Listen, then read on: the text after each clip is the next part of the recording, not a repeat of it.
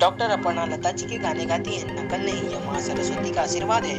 लाखों करोड़ों में से एक के पास होता है ऐसा भाग्य। डॉक्टर अपर्णा उनमें से एक हैं। कई जिंगल और कई सिंगल गाने गा चुकी हैं। डॉक्टर अपर्णा को वो विख्याति नहीं मिली जिनकी वह हकदार थी। और खैर, डॉक्टर अपर्णा 22 मार्च 1991 से कार्यक्रम एक शाम माँ के नाम करती आ रही हैं। शायद कोई इस तरह अपनी माँ को उनके लोग देते नहीं होंगे जिस तरह से वह दे रही हैं। माँ बाप के पसंदीदा गाने को अपने श्वेतागण तक पहुँचाती है। इस कार्यक्रम में मिलिंद कोरालकर, बाबा जी, अनीता पवार, अजय पटेल, कुमार राज के सहयोग से इस साल का प्रोग्राम संपन्न हुआ। आइए आपको ले चलते हैं एक शाम माँ के नाम।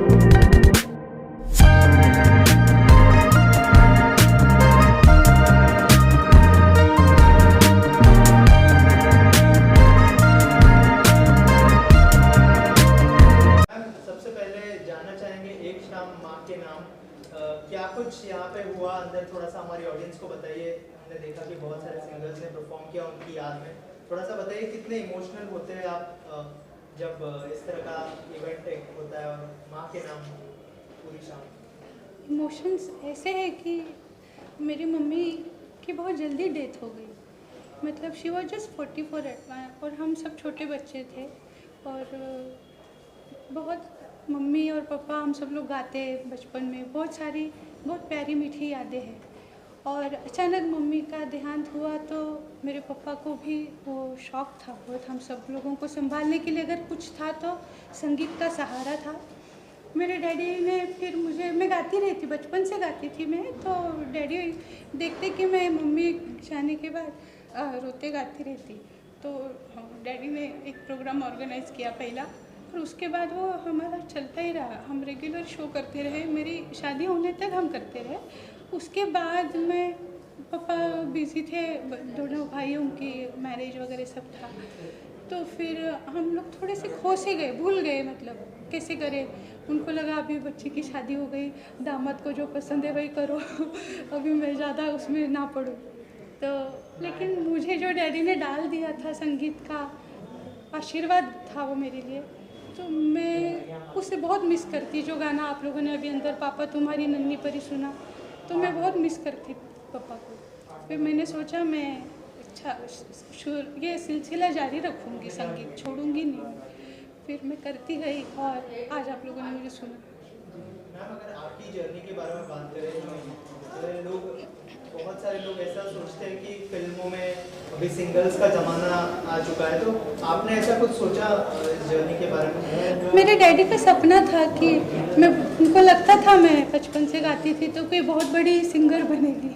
सब पापा लोगों को लगता है, अभी इतने अपन लाइव शोज़ देखते हैं, लेकिन जो था, जितनी मेहनत थी मैं कर रही थी, लेकिन वो मुझे बहुत हार्ड लगा आफ्टर मैरिज।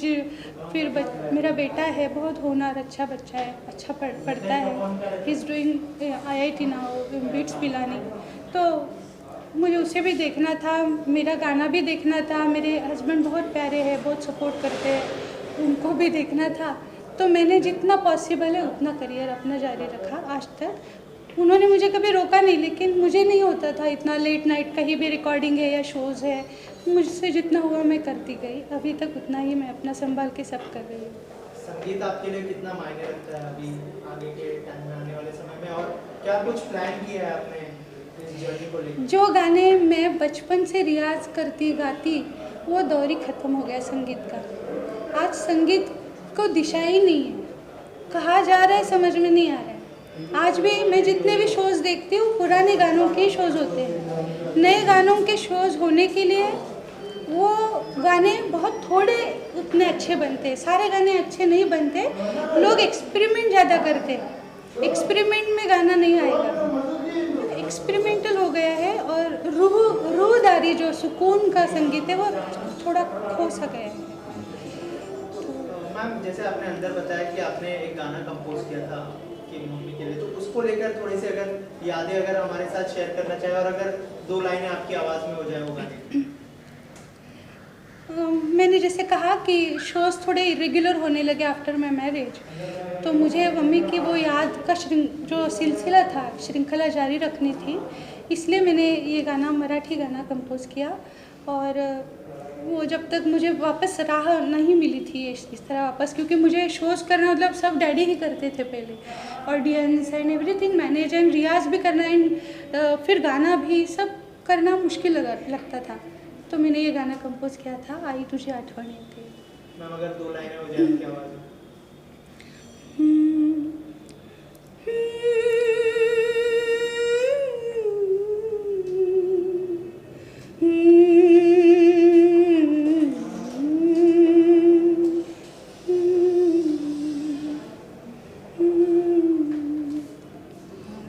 आई तुझी आठवण येते, आई तुझी आठवण येते, अंतरी ती एक तार तुटते, आई तुझी आठवण येते। सर आप क्या कहना चाहेंगे, मैम ने जिस तरह का इनिशिएटिव लिया है अपनी मम्मी के नाम पे जो है इस तरह के शोज़ करना, सर एज अ फादर कितना प्राउड फील होता है आपको अपनी डॉटर को लेकर? काफ़ी इमोशनल मेरे लिए बोलना मुश्किल हो थी। मैं बचपन से गानों का शौक था, मगर मेरे लिए वो पहले जो गायक थे और गायिका थे उनके गाने में मुझे बहुत कुछ लगता था। तो मैं इसके लिए बहुत कुछ करना चाहता था, मगर वो दिन अलग थे और ये दिन अलग है। और मैं नहीं चाहता था कि मेरी बेटी एक शो के पीछे लगे। अगर आपको दिल से गाना है तो गाने के लिए कोई ज़रूरत नहीं कि बहुत बड़े संगीतकार हो, ये हो। गाने में दम है तो आदमी अगर लगता है आदमी को कि मैं मर जाऊँ तो ये गाना सुनते मर जाऊँ, वो गाना होता है। यहाँ आदमी उठ जाता है गाना सुनने के लिए।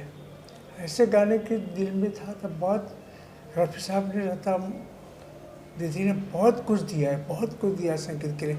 और भी संगीतकार गायक थे, संगीतकार थे, लिरिस्ट थे, उनके पास भी बहुत कुछ था।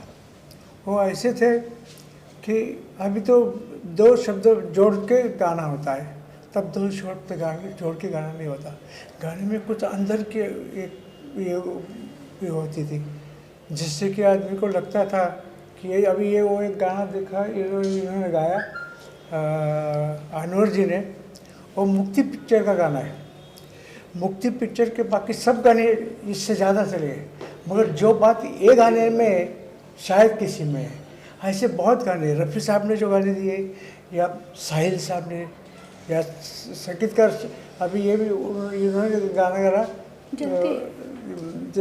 वो भी ऐसा है, ये रात भीगी भीगी। हाँ।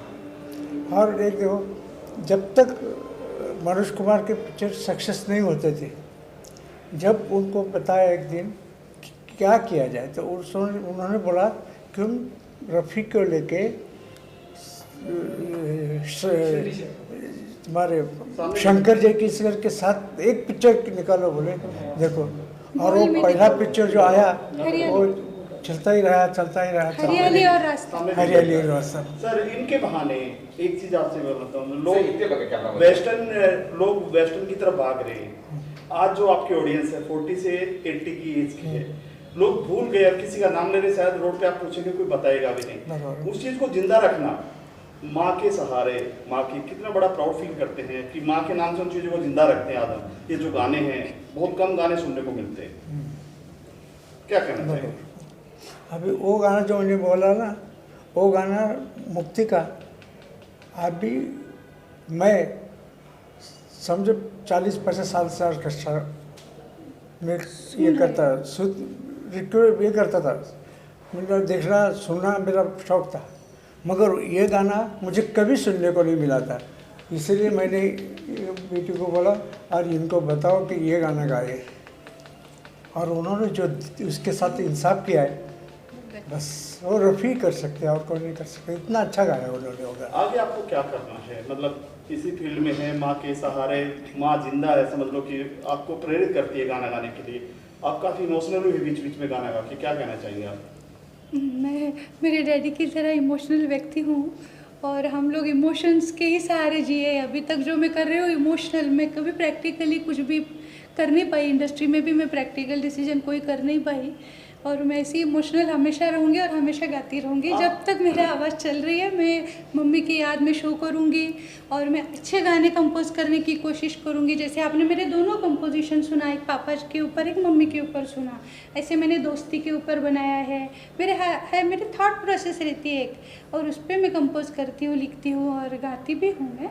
तो ये चलता रहेगा जब तक गला और माँ। आपको लगता है थोड़ी सी लता जी से आपकी आवाज मिलती जुलती है? आपको लगता है? ये पिताजी मुझे बचपन से कह रहे हैं, पता नहीं क्या कहेंगे? वो मिल के आई लता मंगेशकर, लता की आवाज लेके गए थे उनकी है, उनके क्या पास। कहना चाहिए? मैं तो बहुत प्राउड फील करती हूँ। वो बोलती भी ऐसे ही है, गाना तो छोड़ो। क्योंकि वो गाने ही इतने बिठाए लता जी के, मैं एक सीडी पूरी का ऐसे खराब होते होते भी हो जाते, फिर भी वो गाना मुझे समझ नहीं पूरा, तो इतना सुना है उनको, तो अपने आप वो ढल गया होगा। मैंने नकली नहीं है। इजाजत ये गाना गुनगुनाएंगे कोई लता जी का?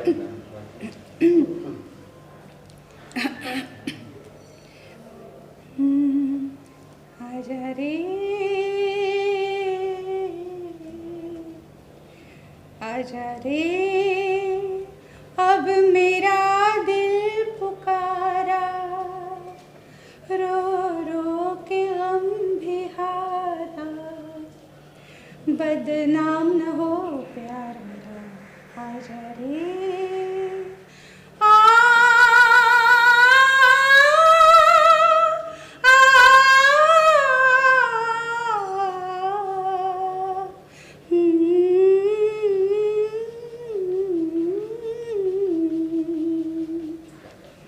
आप क्या कहना चाहिए? मेरी बड़ी दीदी, मेरी छोटी बहन है ये, और मैं बहुत प्राउड फील करती हूँ कि मेरी बहन है।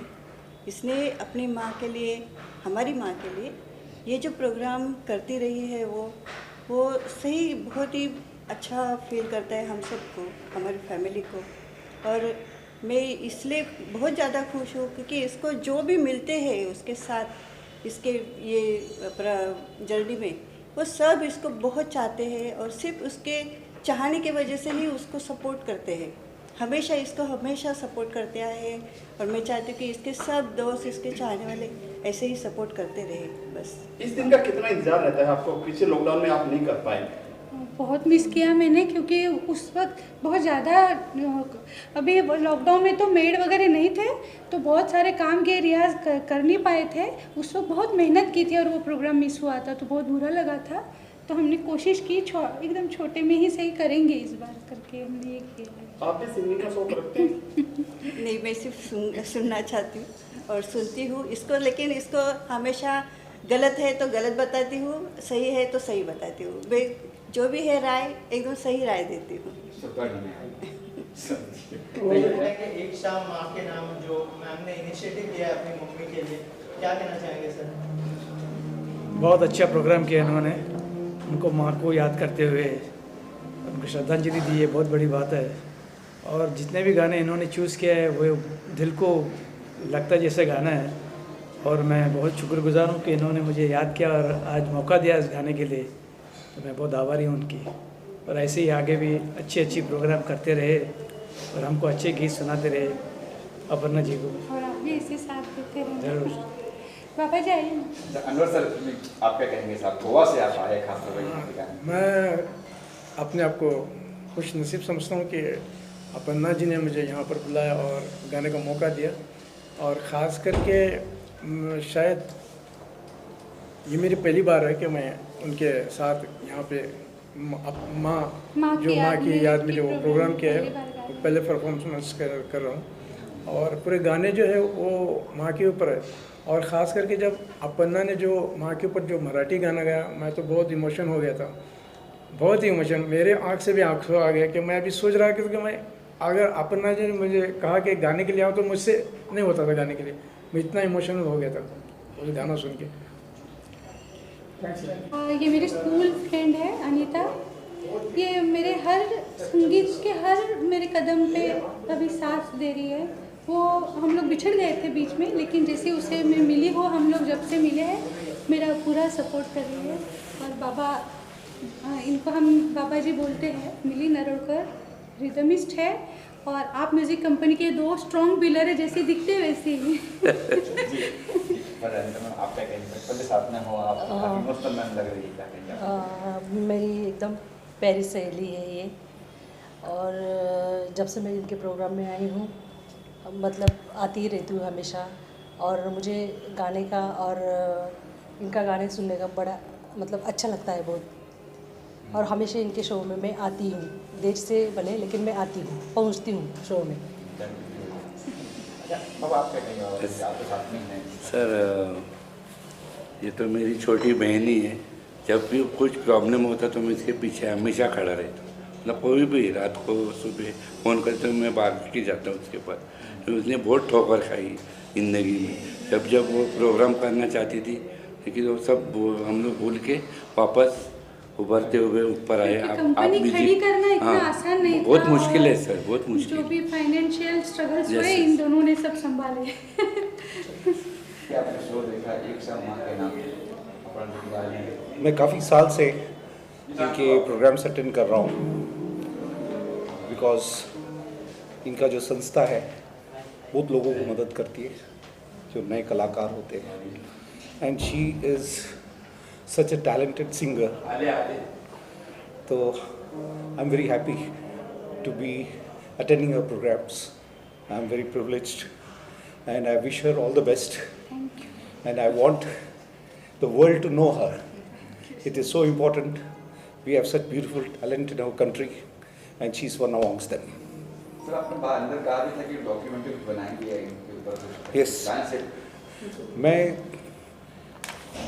मैं हमेशा कुछ नया बनाना चाहता हूँ।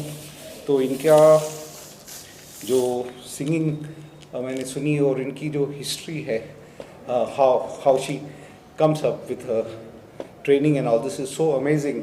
So the world should know about it. So if I get an opportunity, yes, definitely, I'd like to make a nice film on her struggle to achieve and come up to this level of singing, which is going to be a very, very big inspiration to the youngsters. कहीं आप अंदर सुन रहे गाना लगा कि जरा दीदी गा रही है गाना, ऐसा लगा आपको? जी मैं समझा नहीं। कहीं ना कहीं लगा आपको कि जरा दीदी गाना गा रही है जब आप? बिल्कुल बिल्कुल, आप आँख बंद करके सुनिए तो बिल्कुल बहुत ही अच्छा गाती है। It goes very near to Lata Mangeshkar. Lata Mangeshkar is a genius on her own, but there are singers in India who are equally talented, and she's one amongst them. Sir, आप क्या कहेंगे sir, आज के programme में एक साल माँ के नाम? इनका भी मैंने गीत सुना पहली बार, but I am very impressed by him. He's a good singer. Thank you sir. जी मेरे समान मेरे माटे पढ़ा मैडम एक गुरुजी समान है। मैं सीख रहा हूँ मैडम के साथ। और एक लेडी होकर मैडम ये सब क्लासेस चलाना, ये सब प्रोग्राम करना और ये सब जो हॉल का ये सब बुकें जो सब मैनेज करना बहुत डिफ़िकल्ट है अकेले। तो मैं तो मैडम को सैल्यूट करता हूँ और मैं ये चाहता हूँ कि एक म्यूज़िक के लेवल के मैडम से सीखूँ भी और मेरे से भी जितना हेल्प हुए मैं मैडम के साथ रहूँगा और हेल्प करूँगा। और आप इनकी वजह से हुआ क्योंकि मैं हिम्मत नहीं कर रही थी कोविड में। बोले मैडम आपके मतलब आप नहीं, आप म्यूजिक कंपनी हमारे भी है। तो हम सब मिल के करेंगे। तो ये सब है मेरे साथ। तो अभी आप लोग भी जुड़ गए तो ईश्वर का मतलब मैं समझते आशीर्वाद मेरे साथ है। वाकई इन्होंने बहुत कोशिश की कि षणमुखानंद हॉल में ये कार्यक्रम हो, but because of the Covid थोड़ा आ गया। तो you be sure that very soon she will be having a big programme. उन्होंने ट्रस्टी जो है अपने फ्रेंड उन्होंने बोला 50-80 लोग आते हैं, आप अननेसेसरी अभी मत करो, थोड़ा सा ठीक होने दो फिर करो। तो अपन करेंगे और आपको ज़रूर बुलाएंगे। मुंबई रफ्तार न्यूज़ की खबरें पसंद आने पर हमारे YouTube चैनल को सब्सक्राइब करें और लाइक करें।